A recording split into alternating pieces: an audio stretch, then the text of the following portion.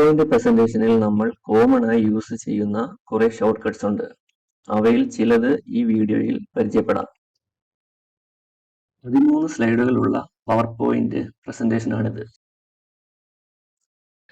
ഈ ലെഫ്റ്റ് സൈഡിൽ കാണുന്നതാണ് സ്ലൈഡ് തമ്പനെയിൽ.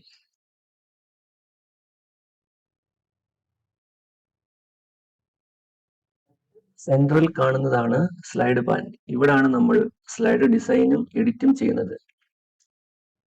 ഏത് സ്ലൈഡാണോ നമ്മൾ സെലക്ട് ചെയ്യുന്നത് അതാണ് ആക്റ്റീവ് സ്ലൈഡ്. സെലക്ട് ചെയ്യുമ്പോൾ ആക്റ്റീവ് സ്ലൈഡിന് ചുറ്റും തിക്ക് ഓറഞ്ച് ബോർഡർ വരുന്നത് കാണാം. ആക്റ്റീവ് സ്ലൈഡിൽ നിന്നും താഴത്തെ സ്ലൈഡിലേക്കോ മുകളിലത്തെ സ്ലൈഡിലേക്കോ സെലക്ഷൻ പോകാൻ വേണ്ടി പേജ് അപ്പ് അല്ലെങ്കിൽ പേജ് ഡൗൺ അല്ലെങ്കിൽ അപ്പ് ആരോ അല്ലെങ്കിൽ ഡൗൺ ആരോ.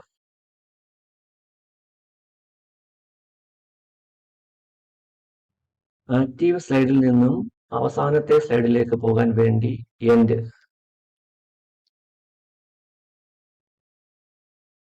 ലാസ്റ്റ് സ്ലൈഡിൽ നിന്നും ഫസ്റ്റ് സ്ലൈഡിലോട്ട് പോകാൻ വേണ്ടി ഹോം. ആക്റ്റീവ് സ്ലൈഡിന്റെ പൊസിഷൻ തൊട്ട് താഴത്തെ സ്ലൈഡിലോട്ട് മാറ്റാൻ വേണ്ടി Ctrl+ ഡൗൺ ആരോ. ആക്റ്റീവ് സ്ലൈഡിന്റെ പൊസിഷൻ മുകളിലത്തെ സ്ലൈഡിലോട്ട് മാറ്റാൻ വേണ്ടി Ctrl+ അപ്പ് ആരോ.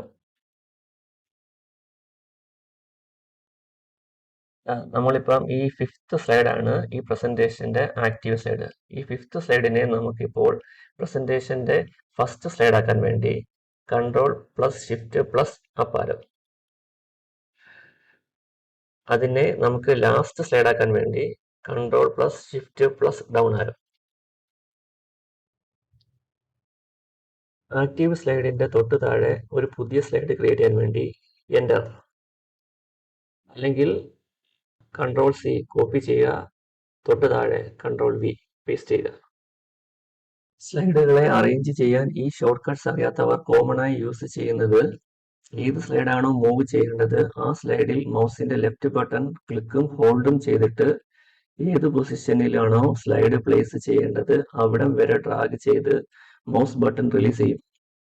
ഈ മെത്തേഡ് കുറച്ച് സ്ലൈഡുകളുള്ള പ്രസന്റേഷനിൽ വർക്കാകും. എന്നാൽ കൂടുതൽ സ്ലൈഡ് ഉണ്ടെങ്കിൽ ഷോർട്ട് കട്ട്സ് അറിയുന്നത് നിങ്ങളുടെ ടൈം സേവ് ചെയ്യാൻ സഹായിക്കും. ആക്റ്റീവ് സ്ലൈഡ് ഡിലീറ്റ് ചെയ്യാൻ ഡിലീറ്റ് അല്ലെങ്കിൽ ബാക്ക്സ്പേസ്. തിരികെ കൊണ്ടുവരാൻ Ctrl+Z. പ്രസന്റേഷന്റെ ഇടയിൽ നമ്മൾ ഓപ്പൺ ചെയ്ത് വെച്ചിട്ടുള്ള മറ്റ് പ്രസന്റേഷനുകളിലേക്ക് പോകാൻ വേണ്ടി Ctrl+Tab.